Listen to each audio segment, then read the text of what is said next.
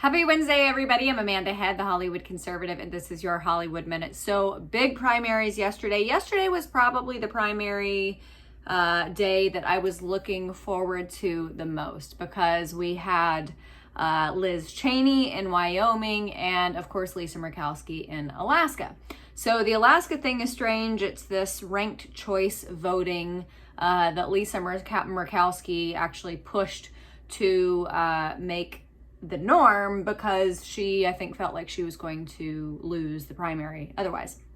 So I want to talk about these numbers in Alaska for that Senate top 4 primary heading into the general election. Again, similar to here in California where we have this jungle primary, party affiliation doesn't matter. But the only two that we really care about are the two Republicans. So in this top 4 primary, Lisa Murkowski got 66,288 votes for the first place spot. For the first place spot. That was 43.73% of the vote. Kelly Tshibaka, who comes on Real America's Voice all the time. We've had her on our show a lot.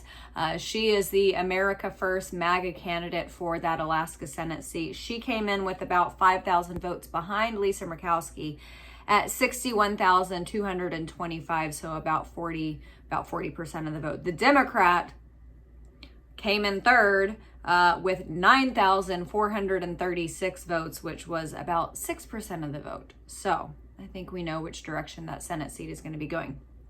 For the U.S. House at large, so this is interesting to me. So you had 2 different races with the same candidates because one of the races was for the person who would finish out the rest of Don Young's term. Don Young, who was the lone House member from Alaska, it's their at-large seat. Don Young passed away earlier this year. So for the race to finish out his term, Mary Peltola won that one out with 56,892 votes. Coming in second place was Sarah Palin at 48,304. Now for the full-term Senate seat that would assume office in January, again, same people, but apparently Alaskans understand this new ranked choice voting system the same way that everybody else does because they voted differently for the same Senate seat just for the term that starts in January instead of the person whose term starts immediately when they go straight to the Senate or straight to the House to fill Don Young's seat. It's bizarre. Anyway, there was a difference of about 3,000 for the number 1 candidate and about 1,000 for Sarah Palin. So apparently, Alaskans, I feel you, we don't really understand your system as of now anyway, either.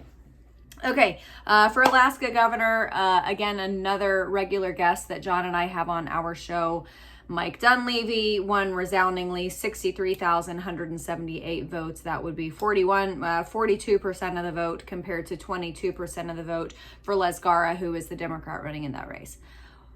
And for Wyoming, yay. So Harriet Hageman, the MAGA America First Trump-endorsed candidate, she got, now this was as of, I think, 8:45 this morning Central Time. So what time is it now? 11:44, 5 hours ago, Pacific time. So Harriet Hageman, 113,000, give or take a few votes with 66.33% of the vote compared to Liz Cheney with 49,000-ish votes with 28.9% of the vote. So about a 40-point spread between the two of them. Do you think Liz Cheney even drafted a victory speech? She knew this was coming. She absolutely knew this was coming. And I'm sure some of you saw her speech where she compared herself to Abraham Lincoln.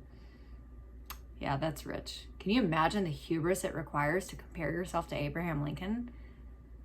I mean, you could even compare yourself to a bad president, and that would be bad enough. Like, compare yourself to Jimmy Carter or Joe Biden. And that's bad enough, but really, to Abraham Lincoln? Anyway, okay, head over to my website, thehollywoodconservative.us, sign up for my daily emails, go to MyPillow and use my promo code Hollywood. See you tomorrow.